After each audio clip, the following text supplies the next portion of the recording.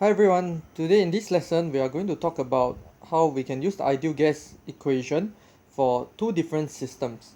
Alright, so we understand that if we have a certain container with two different kind of gas particles, let's say this is A and we have another gas which is B over here.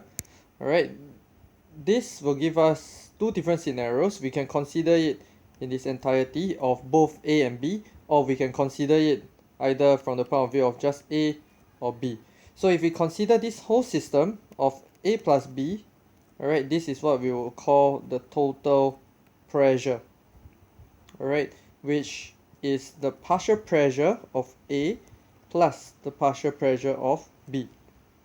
So what we can do here is to study the ideal gas equation either for the total pressure of the system or the partial pressure of each individual gases.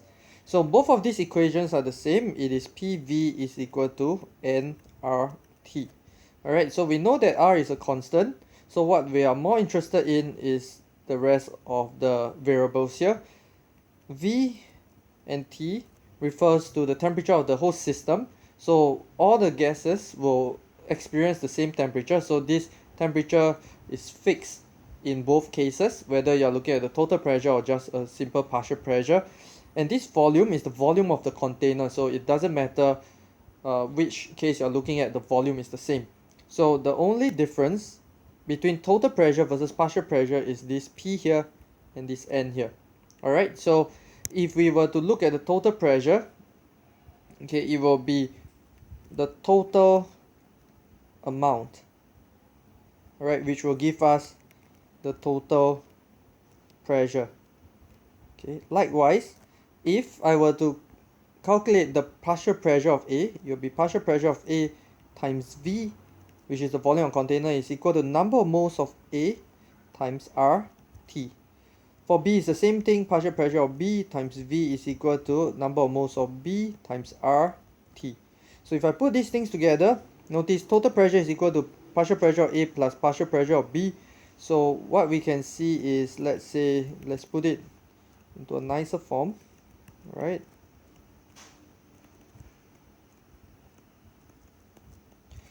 Okay, we can put all of them together. So pressure total, right, is equal to NA RT over V plus NB RT over V, where we can remove RT over V out and we will notice that we will get this. And so if we shift V back, alright, we'll get PV is P total V is equal to NA plus NB times RT. So this NA plus NB is the total amount. So with this, I hope you are able to see how we derive this equation. Alright, total pressure times the volume of the container is equal to the total amount times R times T. Alright, so what this means is that partial pressure, okay, is you can calculate partial pressure and total pressure using the same equation. What matters is how you study it. So why is this important? Alright, it's because when we are looking at the introduction of a new gas, let's say I add in argon, alright, into the system. This is quite a common question. Alright, the total pressure will increase because we have now added in some argon gas. So the pressure will increase. Why is that so? Because the total amount of gases in the whole system has increased. Alright, but the partial pressure of A and B, on the other hand, will stay constant because we did not do anything to it. But how do we then change the partial pressure of A and B? We have to go back to the same equation, PV is equal to nRT. Alright, we can either add in more A, alright, to increase the partial pressure of A, or we decrease the volume of the system, or we increase the temperature of the system.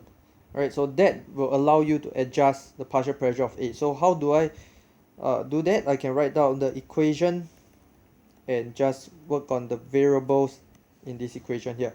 So at the end of the day, what is important is when you use the ideal gas equation, know what you're talking about. Are you talking about the partial pressure of a certain gas, or are you talking about the entirety of the system? Alright, so this is using the partial ideal gas equation for both the partial pressure and partial, sorry, both the total pressure and partial pressure.